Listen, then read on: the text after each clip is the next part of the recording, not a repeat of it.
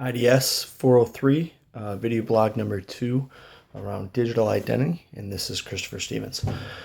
Today, talking a little bit about digital identity and how specifically my digital identity is different from my real world self, or how it can be the same. For me, I try and keep my personal life separate from both my work life and my online life or identity, digital identity, I guess.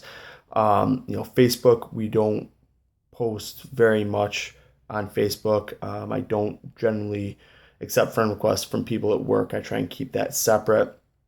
So most of the stuff that we use Facebook specifically for, because that's one of the bigger ones, is pictures. It's a way to house and share pictures with family and friends.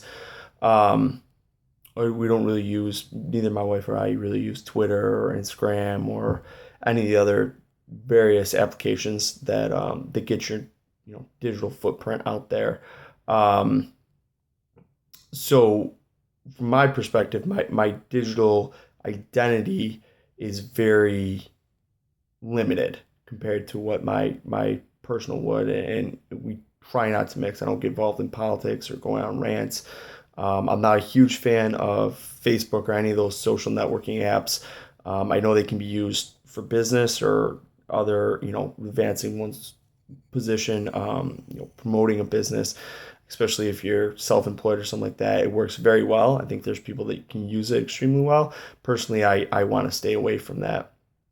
Um, but in that digital identity and kind of going into using it for business, that type of technology, being able to just do a video blog like this and put it out on the internet for people to see, um, really allows you to expand your identity.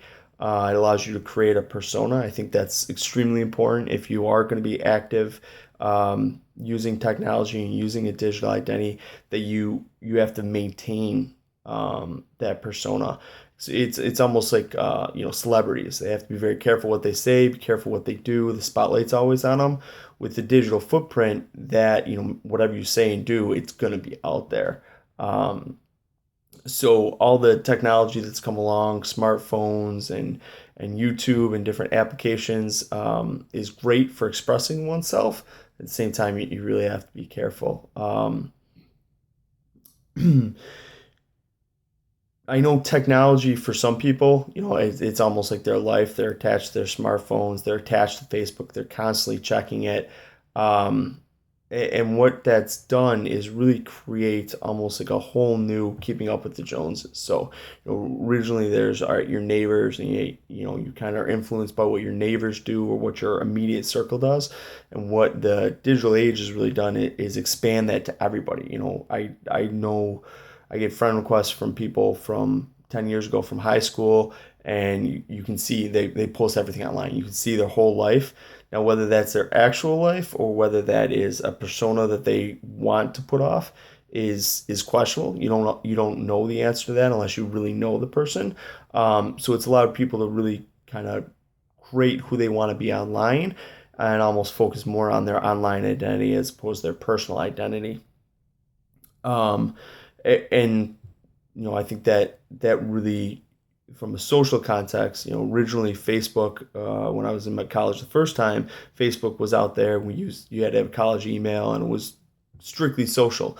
But now, businesses use Facebook to do research and background checks on people. So you have to be extremely, as technologies advance and as they get better at keeping information and recording information, you need to be careful how you represent yourself on technology, and kind of ties back into what I was talking about in our last blog around you have to be careful kind of how you use the technology, but you also have to be careful what you use that technology for.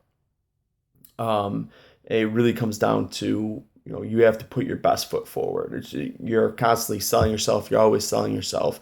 In the real world, well, now that everything's online and everything's digital, you have to do it online as well. You have to sell yourself, and constantly be thinking about how what I say now or what I post or the images I upload, how that's going to affect me in the future. or both positively or negatively. You really have to manage that digital persona, digital identity. Um, because your behavior, if you knew your boss was going to see something or your mom was going to see something, you may act differently than if you're just out with friends. And I think this is especially true for the younger generation. I grew up thinking Facebook was just a social thing, and then as it developed and I saw more and more people on it, I kind of shied away from it because I didn't want to use it as that. And I said now we're very careful what we put on. It's very limited. We don't make any political or posts. We don't go on rants. We don't share information about what we're doing all that much. But people do it, and you have to really know, all right, who's seeing this, who could see this, and change it to make sure that if it's going to everybody, it's different than if it's just going to a select group of friends, and making sure it's one thing to think you're doing that, but to also make sure you're doing it. Um, I think from a digital identity perspective, I would almost say I have a few. I have the one that people actually know me, and I have family and friends that tie into Facebook and that type of social media. But in the past, I've been a online game player, I guess is the best way to put it. I don't have time to do that anymore, but I used to put a lot of hours into it. So I had a completely different persona when I was playing online games. I was much more of a leader. I was much more outspoken. I am personally, I'm a little socially awkward. I'm not comfortable in social situations, but being online and kind of representing a character, I ended up finding myself in leadership roles that I could not figure out how to. It took me a long time to figure out how to translate that from the gaming world, where I could lead people and I could work together, to transition that into my business, into my career, and being able to figure out how to be a leader. And my managers were constantly pushing me on that, and I really struggled with how can I do it from behind a computer, but not in the real world. So I think that's the other thing that with digital identity is sometimes people struggle in one setting, so they use their digital identity to kind of express themselves, but you really need to be able to kind of merge those two together and create the same persona, which isn't always the easiest to do. But that's how I feel about it. Is that digital identity